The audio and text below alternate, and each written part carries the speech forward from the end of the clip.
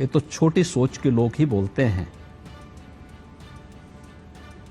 विराट सोच के लोगों के लिए तो पूरा दुनिया ही एक कुटुंब है।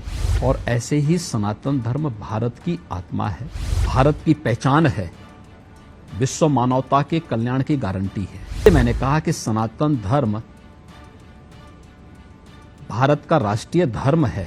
पिछले दिनों सीएम योगी के एक बड़े बयान के बाद लगातार चर्चाएं हैं। सीएम योगी ने एक बड़ा बयान देते हुए साफ कहा था कि सनातन धर्म ही देश का राष्ट्रीय धर्म है। इस बयान के बाद से ही कई लोग इसका विरोध कर रहे हैं तो कई लोग सपोर्ट कर रहे हैं। ऐसे में तमाम चर्चाओं के बीच सीएम योगी आदित्यनाथ से एक्सक्लूसिवली हमने विस्तार से बातचीत की।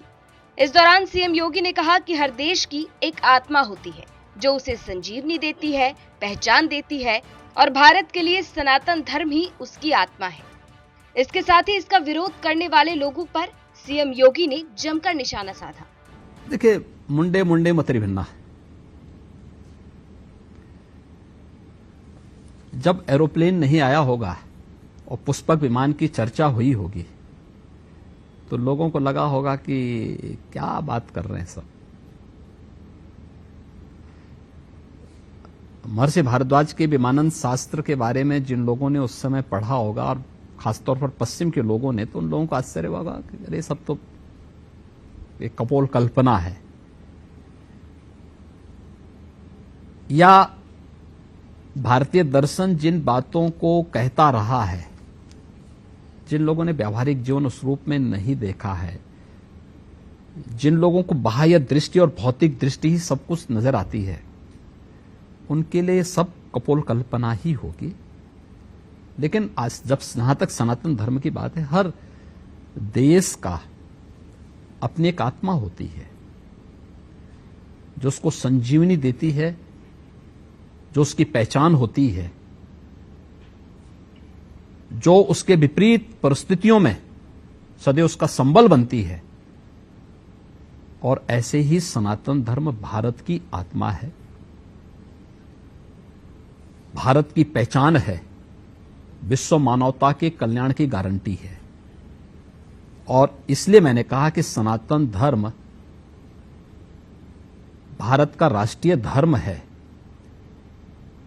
यह धर्म और मत और मजहब के भेद को हमें समझना होगा। धर्म एक जीवन पद्धति है, मत और मजहब एक उपासना विधियां हैं। इन दोनों को हमें समझना होगा। जो समझ पाएगा वह इसके मर्म को समझ पाएगा, जो नहीं समझ पाएगा वो अपनी व्याख्या करेगा, आरोप प्रत्यारोप, आलोचना प्रत्यालोचना होता रहेगा। या ये कह लीजिए कि जिसको समझ में आ गया वही रहेगा, जिसको समझ में नहीं आया वो नहीं रहेगा।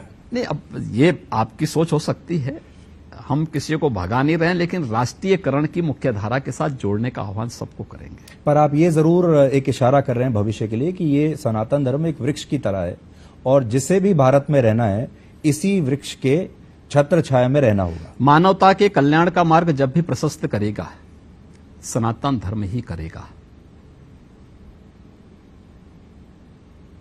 और इसके अलावा कोई और नहीं कर सकता।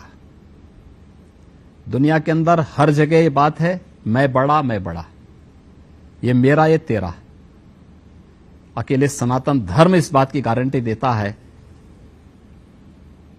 कि ये मेरा है, ये पराया है। ये तो छोटी सोच के लोग ही बोलते हैं। विराट सोच के लोगों के लिए तो पूरा दुनिया ही एक कुटुंब है। अयम निज परोवेति गणना लघु चेतसाम उदार चरितानाम तो वसुधैव कुटुंबकम। और यही सनातन धर्म का उद्घोष है। तो जो लोग गजवा हिंद का सपना देखते हैं, जो लोग खालिस्तान का सपना देखते हैं, जो लोग भारत को तोड़ने का सपना देखते हैं, जिसको हम टुकड़े टुकड़े गैंग भी कहते हैं, जो माओवादी हैं, वो तो आपके इस विचार को का बहुत जबरदस्त विरोध करेंगे और इस देश को फिर से पोलराइज करने की कोशिश करेंगे। कभी सफल नहीं होंगे। ये नया भारत है, कभी वे सफल नहीं होने वाले हैं। और नया भारत अपनी विरासत पर गौरव की अनुभूति करता है। नया भारत प्रधानमंत्री मोदी जी के नेतृत्व में दुनिया को नेतृत्व देने की सामर्थ्य रखता है और G20 का समिट इसका उदाहरण भी है।